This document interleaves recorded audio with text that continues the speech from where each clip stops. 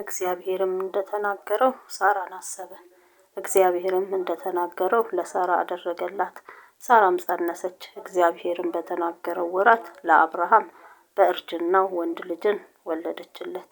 አብርሃምም የተወለደለትን ሳራ የወለደችለትን የልጁን ስም ይስሐቅ ብሎ ጠራው። አብርሃምም ልጁን ይስሐቅን እግዚአብሔር እንዳዘዘው በ8ኛ ቀን ገረዘው። አብርሃምም ልጁ ይስሐቅ በተወለደለት ጊዜ የ100 ዓመት ዕድሜ ነበረ። ሳራም እግዚአብሔር ሳቅ አድርጎልኛል፣ ይህንንም የሚሰማ ሁሉ በእኔ ምክንያት ይስቃል አለች።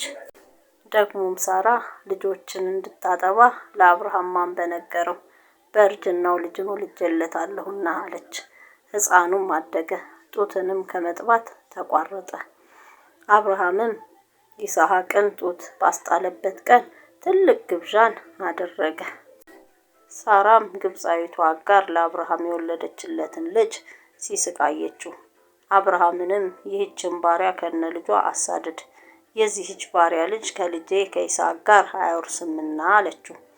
ይህም ነገር በአብርሃም ዘንድ ስለ ልጁ እጅግ ችግር ሆነበት። እግዚአብሔርም አብርሃምን አለው፣ ስለ ባሪያህና ስለ ብላቴናው አትዘን። ሳራም የምትነግርህን ቃል ሁሉ ስማ፣ በይስሐቅ ዘር ይጠራልሃልና የባሪያይቱን ልጅ ደግሞ ሕዝብ አደርገዋለሁ፣ ዘርህ ነውና። አብርሃምም ማልዶ ተነሳ፣ እንጀራንም ወሰደ፣ የውሃ ቁማዳንም ለአጋር በትከሻዋ አሸከማት፣ ብላቴናውንም ሰጥቶ አስወጣት። እርሷም ሄደች፣ በቤርሳቤህም ምድረ በዳ ተቅበዘበዘች። ውሃውም ከአቁማዳው አለቀ። ብላቴናውንም ከአንድ ቁጥቋጦ በታች ጣለችው። እርሷም ሄደች፣ ብላቴናው ሲሞት አልየው ብላ ቀስት ተወርውሮ የሚደርስበትን ያህል ርቃ በአንጻሩ ተቀመጠች። ፊት ለፊትም ተቀመጠች፣ ቃሏንም አሰምታ አለቀሰች። እግዚአብሔርም የብላቴናውን ድምፅ ሰማ። የእግዚአብሔርም መልአክ ከሰማይ አጋርን እንዲህ ሲል ጠራት፣ አጋር ሆይ ምን ሆንሽ?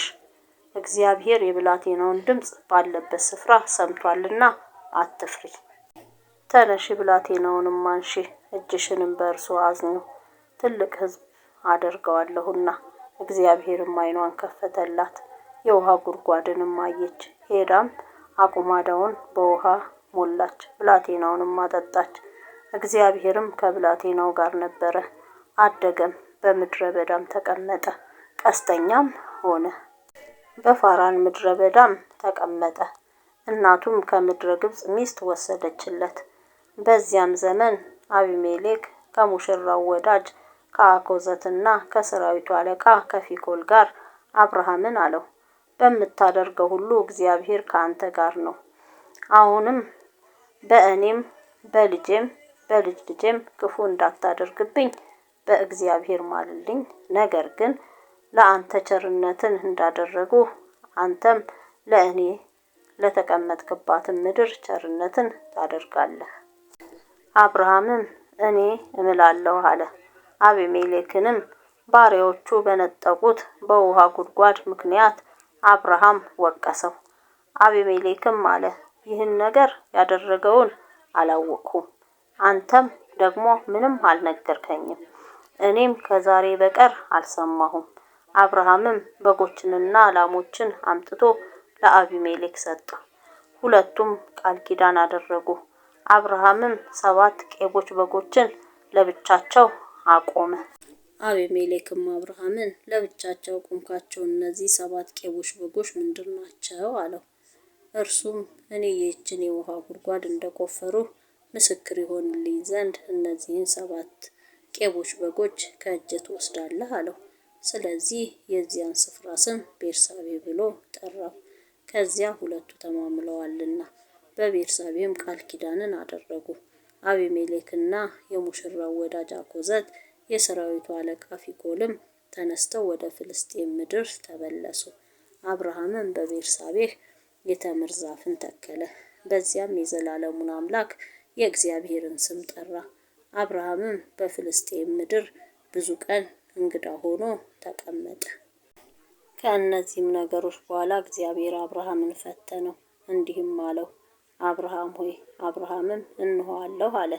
የምትወደውን አንድ ልጅህን ይስሐቅን ይዘህ ወደ ሞሪያ ምድር ሂድ፣ እኔም በምነግርህ በአንድ ተራራ ላይ በዚያ መስዋዕት አድርገህ ሰዋው አለ። አብርሃምም በማለዳ ተነስቶ አህያውን ጫነ፣ ሁለቱንም ሎሌዎቹንና ልጁን ይስሐቅን ከእርሱ ጋር ወሰደ፣ እንጨትንም ለመስዋዕት ሰነጠቀ። ተነስቶም እግዚአብሔር ወዳለው ቦታ ሄደ። በሦስተኛውም ቀን አብርሃም ዓይኑን አነሳና ቦታውን ከሩቅ አየ።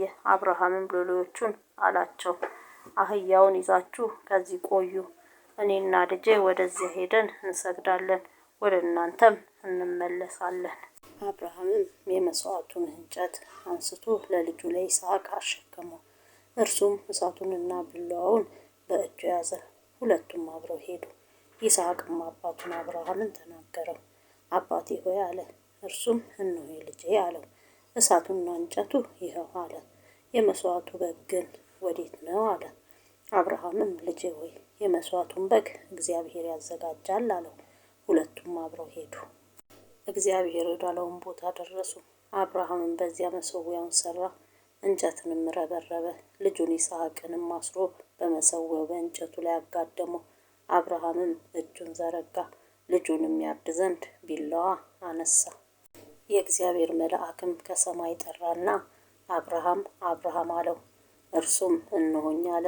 እርሱም በብላቴናው ላይ እጅህን አትዘርጋ፣ አንዳችም አታድርግበት። አንድ ልጅህን ለእኔ አልከለከልህምና እግዚአብሔርን የምትፈራ እንደሆንህ አሁን አውቄአለሁ አለ። አብርሃምም ዓይኑን አንሣ፣ በኋላውም እነሆ አንድ በግ በዱር ውስጥ ቀንዶቹ በዕፀ ሳቤቅ ተይዞ አየ። አብርሃምም ሄደ፣ በጉንም ወሰደው፣ በልጁም ፋንታ መስዋዕት አድርጎ ሰዋው። አብርሃምም ያንን ቦታ ያህዌ ይርኤ ብሎ ጠራው። እስከ ዛሬም ድረስ በእግዚአብሔር ተራራ ይታያል ይባላል።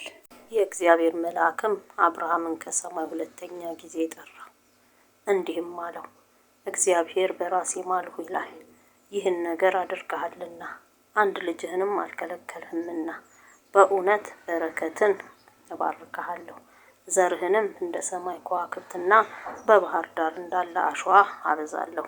ዘርህም የጠላቶችን ደጅ ይወርሳል። የምድር አሕዛብ ሁሉም በዘርህ ይባረካሉ፣ ቃሌን ሰምተሃልና። አብርሃምም ወደ ብላቴኖቹ ተመለሰ። ተነስተውም ወደ ቤርሳቤህ አብረው ሄዱ። አብርሃምም በቤርሳቤህ ተቀመጠ። ይህም ከሆነ በኋላ ለአብርሃም እንዲህ ተብሎ ተነገረ። እነሆ ሚልካ ደግሞ ለወንድም ለናኮር ልጆችን ወለደች።